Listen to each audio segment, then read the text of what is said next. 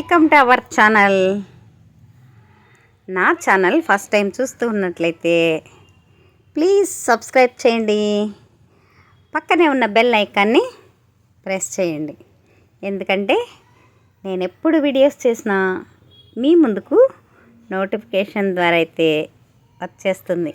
కాబట్టి నేను ఎప్పుడు వీడియోస్ చేసినా ఫస్ట్ టైం మీరే చూసి ఆనందించవచ్చు.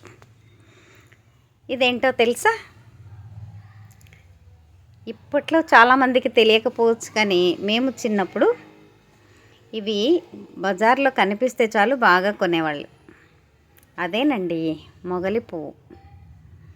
ఈ మొగలి పువ్వులు వదినమ్మ అయితే తీసుకొని వచ్చింది హైదరాబాద్ నుంచి వస్తూ. కాబట్టి ఇవి ఇక్కడైతే దొరకట్లేదు, తీసుకొచ్చింది కాబట్టి దొరికేసింది.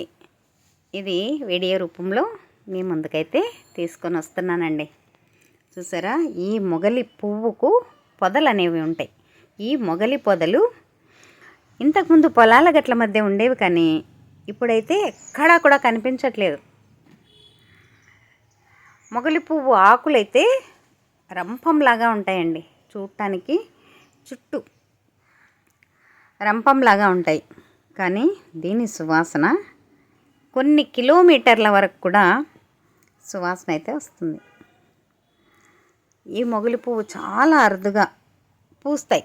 అంటే మొగలి పొదలు ఉన్నా కూడా వెంటనే కూడా ఈ పువ్వులు అయితే పూయవండి.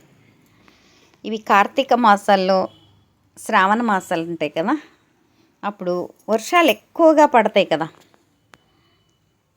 అలా వర్షాలు ఎక్కువగా పడుతుంటే మొగలి పువ్వులు ఎక్కువగా అయితే పూస్తాయి.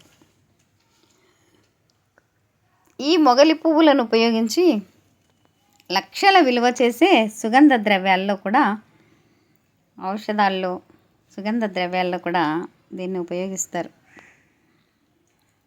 ఈ మొగలి పువ్వులను బాయిల్ చేసి దాని నుంచి వస్తుంది కదా ఆవిరి, ఆ ఆవిరితో మంచి అత్తరు కూడా తయారు చేస్తారండి.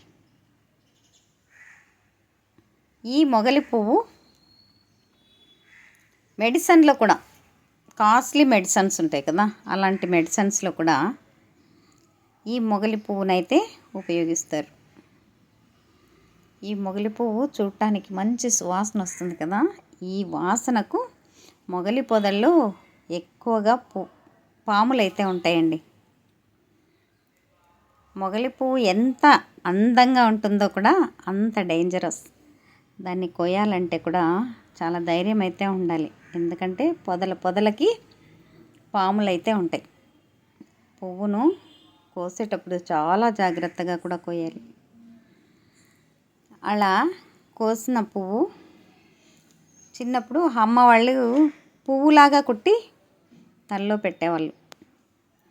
కానీ ఇది అయిపోయి వాడిపోయింది అని పడేయరండి. ఎందుకంటే దాని సువాసన ఎక్కడికి పోదు, సువాసన వస్తూనే ఉంటుంది. కాబట్టి ఎండిపోయాక కూడా మొగలి పువ్వుని బట్టల్లో పెట్టేస్తే బట్టలు కూడా మంచి సువాసన వస్తాయి. అలా పెట్టేవాళ్ళు. ఎంత అంటే అవి దొరికాయంటే అమ్మయ్య అనిపించేది, అంత ఆనందం. కాబట్టి ఇలా పువ్వు అయితే కుట్టుకోరు. ఇలా కుట్టానండి నేను మీకు చూపించడానికని. ఇలా ఒకటిగా 4 రెక్కల్లాగా కుట్టానండి. కాకపోతే ఇది ఇంకా చిక్కగా కూడా పూలు కుట్టుకోవచ్చు. ఇక్కడ వెనక భాగంలో దారం ఉంటుంది కదా, అక్కడైతే పిన్ అయితే గుచ్చేసి ఇలా రెడీ చేసుకోవచ్చు. ఇలా రెడీ చేసుకున్నాక తల్లో పెట్టుకుంటే చాలా బాగుంటుందండి. చూసారా తల్లో ఎంత బాగుందో కదండి. ఇది మీకోసం చూపిద్దామని తీసిన వీడియో. నచ్చితే like, share, subscribe. Thank you.